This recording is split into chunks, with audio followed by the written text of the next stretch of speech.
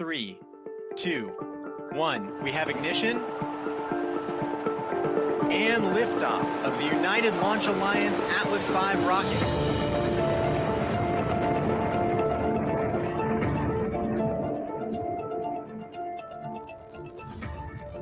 Go out.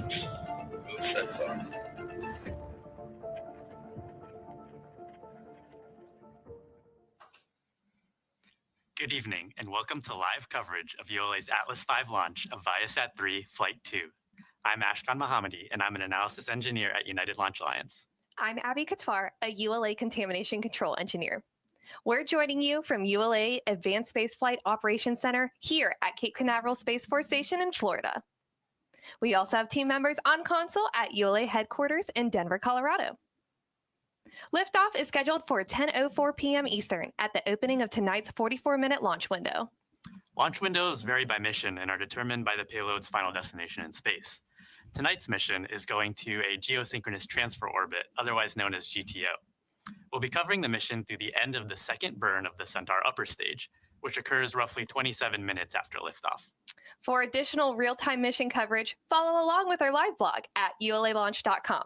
And if you enjoy watching our broadcast, don't forget to subscribe to our YouTube channel for access to future missions, launch highlights, and behind-the-scenes rocket content.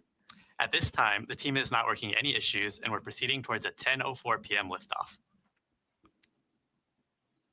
As we continue counting down towards liftoff, let's hear directly from Viasat about this mission and what this high-capacity, highly flexible communication satellite is anticipated to mean for its commercial, consumer, and defense customers on land, at sea, and in the air.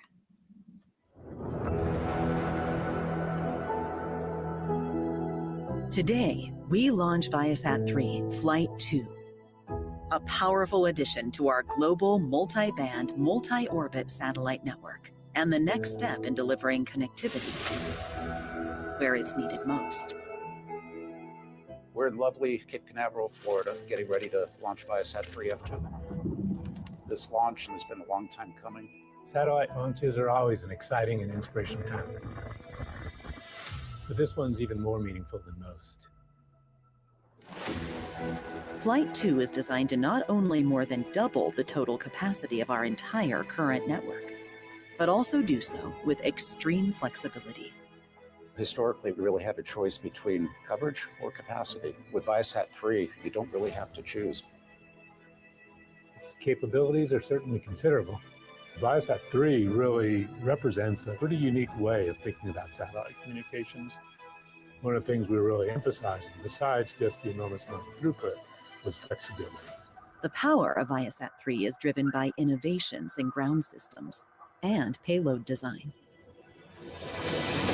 Everything was designed, engineered to work together as a seamless system. In fact, most of the complexity in the system is on the ground, not in space. And that allows us to devote more of the size, weight, and power to satellite-specific items that can help us increase the overall system performance. When we designed ViaSat-3, we were really looking for something that would create unique differentiators for us in all of our business areas. This work and innovation is rooted in our mission to bring more to our customers around the world.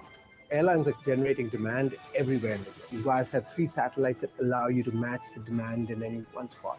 No matter what the platform is, we've got our Amara product in commercial aviation. We've got JetXP in business aviation. It's a really important upgrade opportunity and transition path to bring even greater capacity, building on the managed, highly reliable service that Nexus Wave presents. All of these requirements are why we built ViaSat-3 the way we did. For government, that's increasing the resiliency and the reliability for our users. Today's launch and the ViaSat-3 technology on board pave the way for our upcoming launches, for the future of Viasat satellite technology, and for our mission to deliver more. Just as important to Viasat is the ability to scale the basic ViaSat-3 technology, as well as the improvements we're already making to it for the next generation of satellites, both at GEO and at LEO and all orbits in between. Thanks to all our partners that have made it possible. Thanks again to all the employees everywhere around the world that have put in just the incredible dedication to get us here.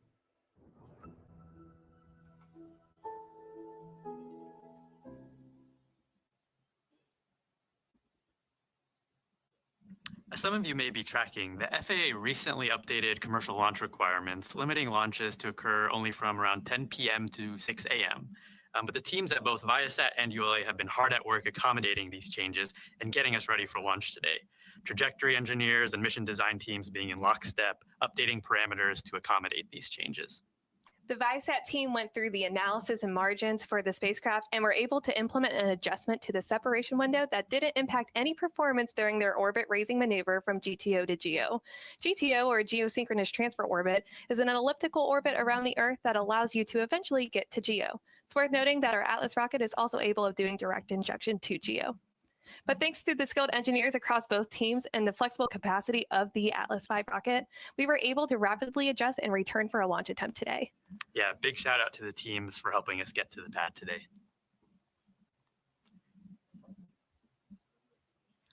Right now, we're taking a live look at the Atlas V rocket on the launch pad. As the countdown continues, our team is taking the final steps in preparation for liftoff. The first stage, also known as the rocket's booster stage, is that bottom half of the vehicle made up of two large propellant tanks. The bottom one filled with RP1 and the top with liquid oxygen. Liquid oxygen is a super cold cryogenic propellant. It's so cold that it forms a thin layer of ice that gives the tank its frosty white appearance. Atlas is also equipped with the Centaur upper stage, which drives the payload during the second phase of flight to its final orbital destination in space. The payload fairing, or PLF, completes the rocket and provides the aerodynamic shape necessary for the climb to space. On the upper stage in PLF, we see logos for Viasat, Atlas, ULA, as well as the American flag.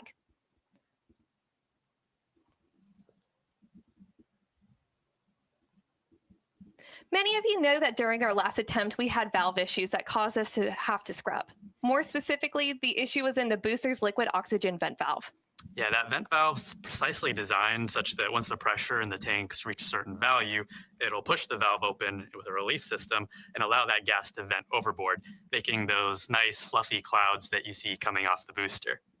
These problems typically happen on valves that are exposed to the exterior of the rocket when they're introduced to things like weather, contamination, or other external influences that can cause issues that are really hard to fix without that manual inspection and intervention, which is why we had to roll back to the VIF. But the fun thing about valves is we interact with them every day. You know, the running water in your house actually operates similar to a rocket. Those pipes store water at really high pressure, around 50 psi on average. And every time you turn on your sink, you're actually manually actuating a valve, similar to a pressure-fed propulsion system. So you should remember that next time you go to wash your hands.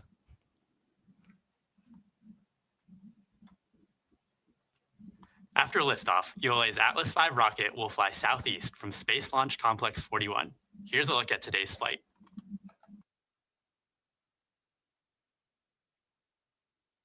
Following final confirmation of rocket readiness, the RD-180 engine and 5 GEM 63 solid rocket boosters ignite to produce more than 2 million pounds of thrust, lifting ULA's Atlas V rocket away from the pad. Shortly after liftoff, the rocket begins a pitch over to attain the proper flight path while minimizing the dynamic pressure it experiences during flight. Atlas then reaches Mach 1, the speed of sound. The addition of 5 solid rocket boosters, or SRBs, precisely augment the liftoff thrust of the Atlas V, giving it the power to deliver the payload to orbit.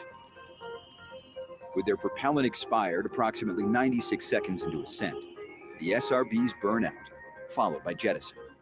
Atlas's guidance system then begins steering towards the precise target in space. The ViaSat-3 F2 satellite is encapsulated inside a 5-meter diameter payload fairing, which provides protection to the satellite during ascent. After crossing the Kármán line, entering space, the payload fairing is jettisoned. With the majority of propellant expended fighting against the force of gravity, the RD-180 engine shuts down and the booster stage separates. The rocket then begins second stage flight, weighing less than 7% of what it did at liftoff. With the first burn complete, the Centaur engine shuts down for a coast phase. ULA's high-performance Centaur then performs 2 additional firings of its RL-10 engine. Together, the 3 burns increase the transfer orbit altitude and reduce the orbital inclination relative to the equator. During the third and final burn, Centaur expends all of its cryogenic propellant, minimizing the time to final orbit for ViaSat-3 F2. Following the final shutdown of its main engine, Centaur releases the ViaSat-3 F2 satellite into geosynchronous transfer orbit, or GTO, to expand and enhance in-flight connectivity for aviation passengers, exceed performance, security, and resiliency for governments, enhance internet experience on board vessels, and help deliver fast, reliable internet to rural communities. This is Atlas Mission Control at L-9 minutes and 31 seconds. On your screen now, you're looking at the flight configuration key for today's mission, AV551. AV stands for Atlas 5. The first 5 stands for our payload fairing size, which is a 5-meter payload fairing.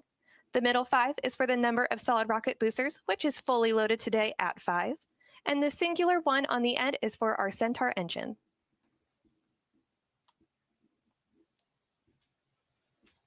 Now that we've seen the flight plan and learned about the configuration, viewers watching from Florida and parts of the Southeast may be able to see our Atlas rocket in flight.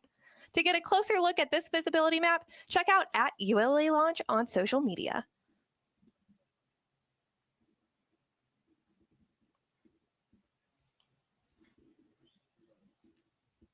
As we approach the opening of our launch window, let's have a look at the weather forecast our launch team just received from Space Launch Delta 45's weather officer, Brian Sizek. Today's forecast for launch is looking good. The probability of violating launch is less than 5%.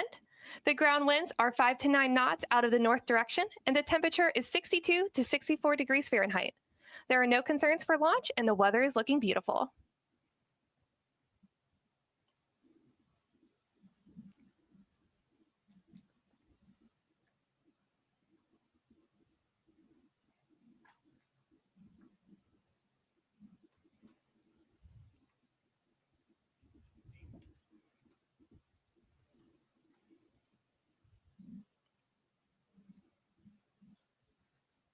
Go.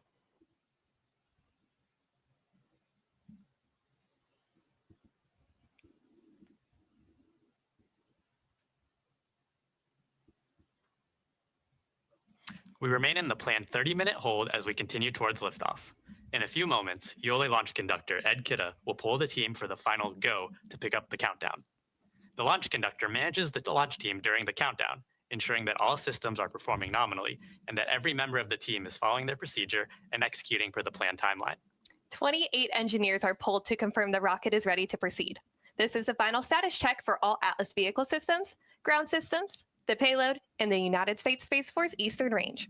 Let's listen in as he performs the poll.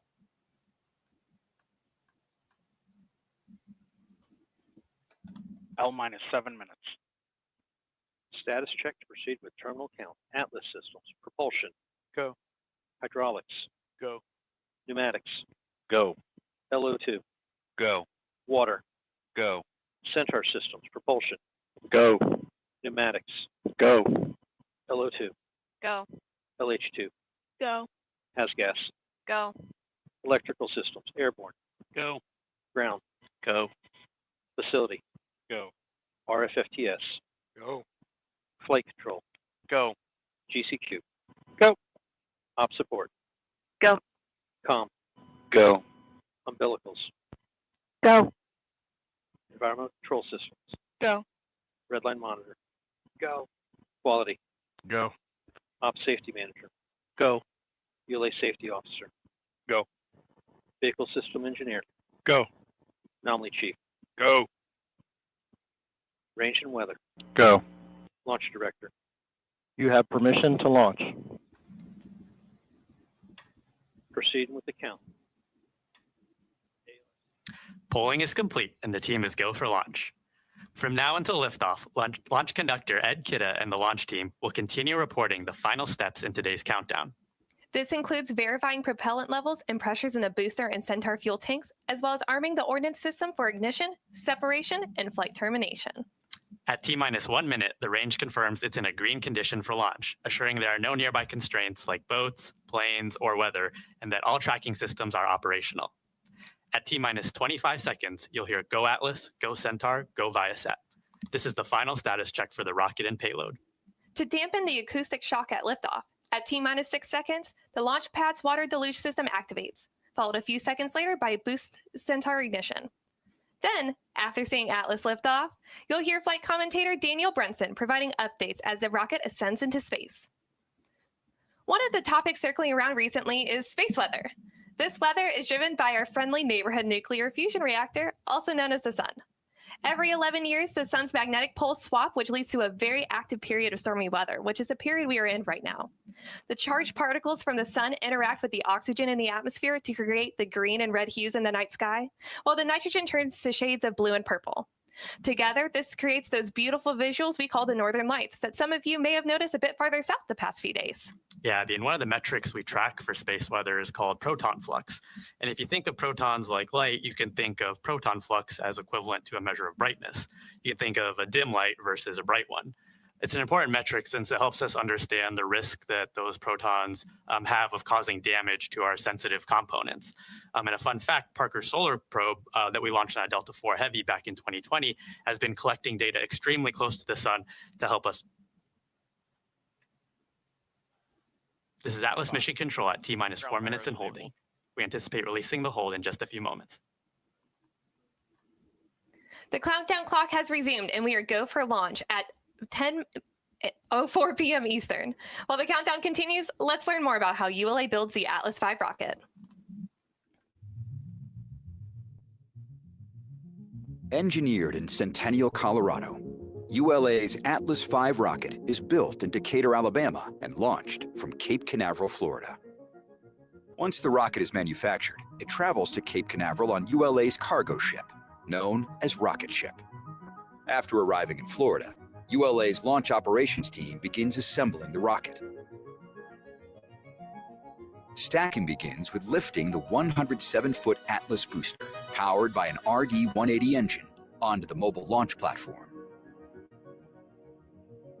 5 solid rocket boosters are attached to the sides of the first stage for additional thrust and liftoff. ULA's ultra-thin stainless steel Centaur upper stage, powered by an RL-10 engine, is then lifted into position. Lastly, the payload fairing, containing the spacecraft, is lifted and mated to the Atlas V rocket. Once assembled, the countdown begins with moving the rocket from the vertical integration facility to the launch pad. The trip to the pad is about 1/3 of a mile. Throughout the 20-minute trip, a payload van leads the move, providing communication with the spacecraft, followed by the ground van providing support to the rocket. The mobile launch platform supplies air conditioning, electrical, and propellant lines to the rocket. Track mobiles at the rear power the convoy, which includes an environmental control system providing air conditioning to the payload and rocket, as well as a backup generator. Atlas arrives at the pad for fueling and other final preparations, and once fueled, weighs nearly 1.3 million pounds.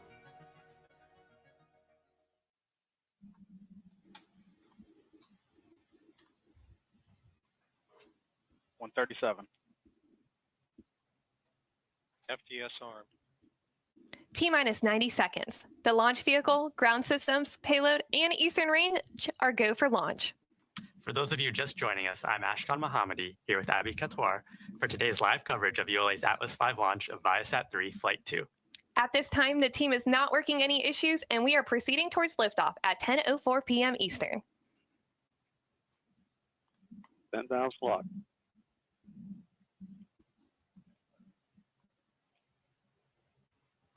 T-minus 1 minute. 1 minute. Rocket report range status. Range green.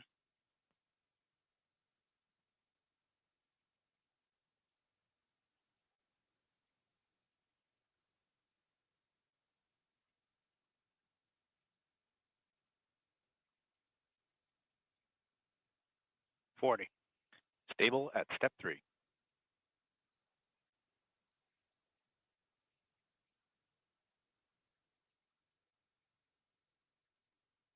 (28). Verify ECS reduced for launch. Verified. 25. Status check. Go Atlas. Go Centaur. Go ViaSat.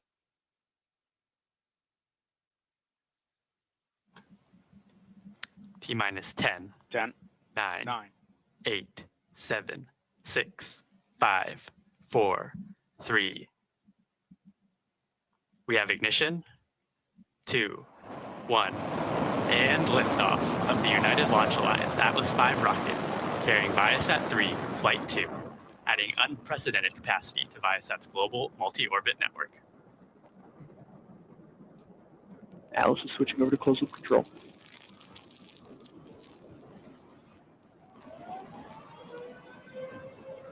Passing a mile in altitude, engine parameters continue to look healthy. And we complete our roll program, body rates returning to 0.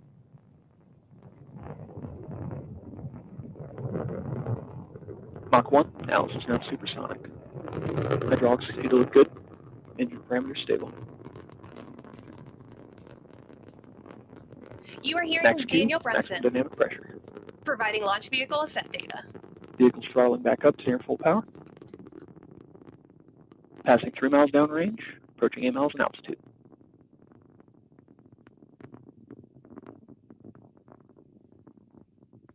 Body rates continue to look nominal. Hydraulics looking good. Passing 7 miles downrange. Vehicle's beginning to throttle down in preparation for SRB burnout.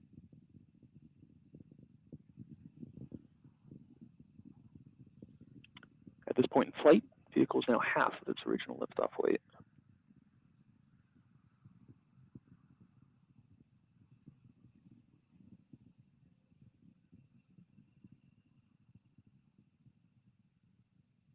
And we have good indication of burnout on all 5 SRBs. Vehicle's throttling back up to full power. Passing 30 miles downrange, 28 miles in altitude. And good indication of SRB jettison on all 5 SRBs. Body rates continue to look healthy. Engine parameters looking good. We just heard confirmation of solid rocket booster jettison. These additional motors augmented the thrust at liftoff to give the Atlas V rocket an extra boost to reach geosynchronous transfer orbit. We're coming up on our next mission event, jettison of the payload fairing. Let's listen in. Passing 57 miles downrange, traveling at 5,000 miles per hour.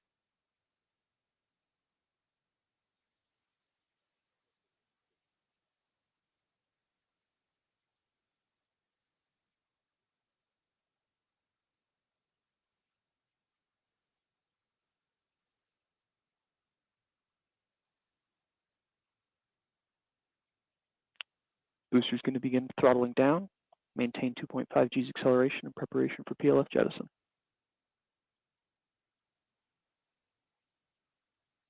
Approaching 60 miles in altitude, 6,600 miles per hour. And we've got activation of the second stage RCS system. Hydrazine coming up to flight pressures.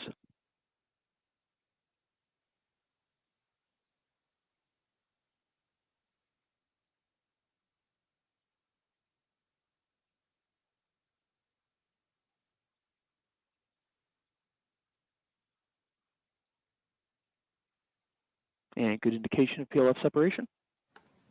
Flight commentator Daniel Brunson just And called out CFR. confirmation of payload fairing jettison. The payload fairing, commonly referred to by many experts across the industry as the pointy end of the rocket, serves to protect the spacecraft from those harsh acoustics and aerodynamic forces as it's ascending through the thicker parts of our atmosphere.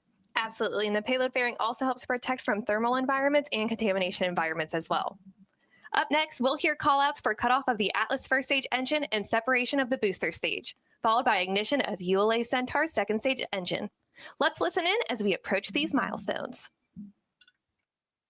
And we've begun boost phase chill down of the upper stage engines.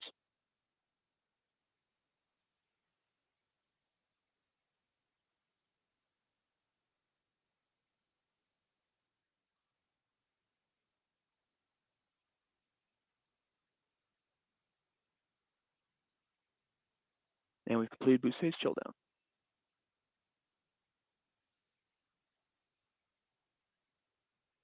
And good shutdown. That's BECO. Good indication of Centaur separation. Pre-start on LO2 and LH2.